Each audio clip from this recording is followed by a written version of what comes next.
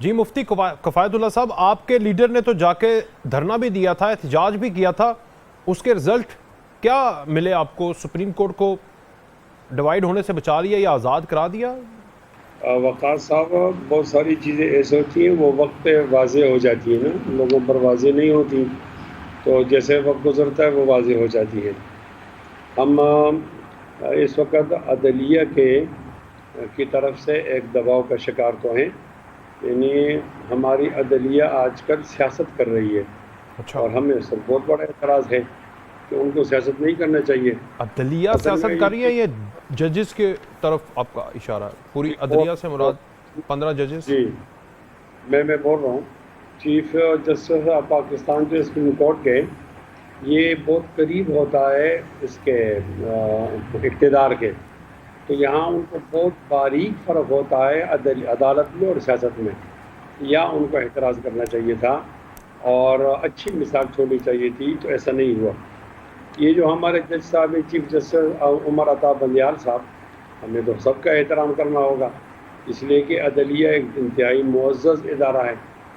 ان کے آنے کے بعد ہماری عدلیہ تقسیم ہو گئی ہے، اور اچھا، بدبختی سے جو باتیں ہماری چیمبر میں ہونی چاہیے تھیں وہ باتیں عام لوگوں کی زبانوں پر ہیں۔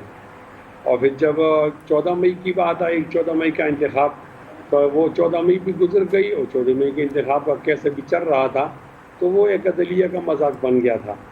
اور جب پوری پارلیمنٹ نے کہا کہ آپ فلاں کیس ہمارا نہیں بنا لیتے، لیکن انہوں نے فل کورٹ بھی نہیں بنایا، اور جب ان سے یہ کہا گیا کہ یہ جو آڈیو لیک کا معاملہ ہے یہ آپ کے کا ہے، ہم اس میں آپ مانے نہ بنے، تو انہوں نے اس طرح اس کو بچایا اپنے آپ کو، اس پر بین لگا دیا۔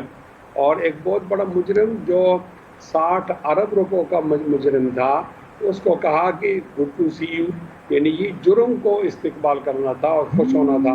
تو آپ پھر اندازہ نہیں لگا دیں کس کی وجہ سے ایسا ہوا، عدلیہ کیوں تقسیم ہوئی۔ عدلیہ کو تو بہت زیادہ احتیاط کرنا چاہیے تھا، وہ احتیاط نہیں ہے۔ آج جو آپ بات کر رہے ہیں وہ بھی ایسا ہوا کہ قاضی فائز عیسیٰ سے پوچھا نہیں گیا اور ان کو ڈال دیا، اور ڈال دیا اس وقت میں ڈال دیا کہ پروسیجر پھر ابھی اس کا کوئی فیصلہ نہیں ہوا، وہاں انہوں نے اس پر ایک حکم امتناعی جاری کیا۔ ٹھیک، چاہیے تو یہ اجتہاد پہلے حکم امتناعی کا فیصلہ کر دیں، اس کے بعد وہ کوئی بینچ بنا دیں۔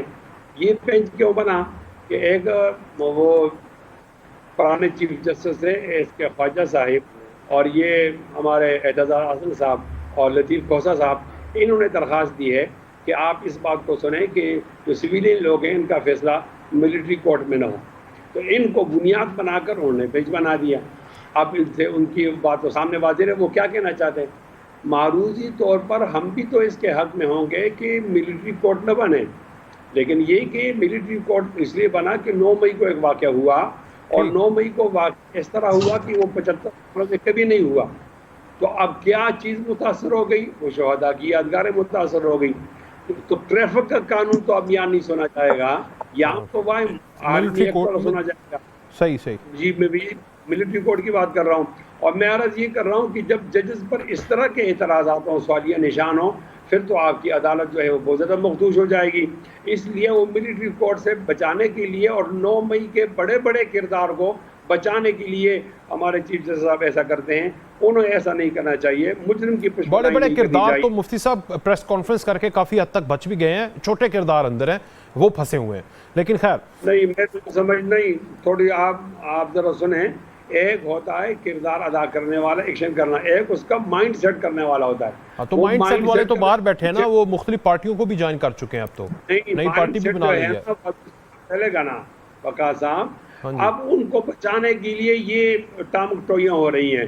ٹھیک، بھائی 9 مئی کے واقعے کو ایک جگہ تک پہنچنے دو، پہنچنے اس دو۔ کے بعد پھر آپ دیکھو کہ رول آف لا کے خلاف کیا ہوا، لے ان شاہ کا خاور صاحب سے پوچھ فیصلہ۔ لیتے ہیں، شاہ خاور نہیں، صاحب جب جی جی جی میں جی، اتنی بات کروں گا صاحب، یعنی ان کا فیصلہ ہو جائے، وہ کوئی ایکشن لے لیں، فیصلہ کر لیں، اس کے بعد آپ کے پاس پھر بھی تو اختیار ہے کہ آپ اس کو کینسل کر سکتے ہیں، لیکن ابھی انہوں نے کام ہی نہیں شروع کیا، اور پہلے سے آپ اس طرح کی درخواستوں پر وہ بینچ بناتے ہیں اور متنازع بات ہوتے ہیں، کسی کو آپ چھپانے کی کوشش کرتے ہیں، تو ٹھیک۔ معاف کیجیے، ہم سمجھ گئی ہے، اس کی اجازت کو ہم نہیں دیں گے۔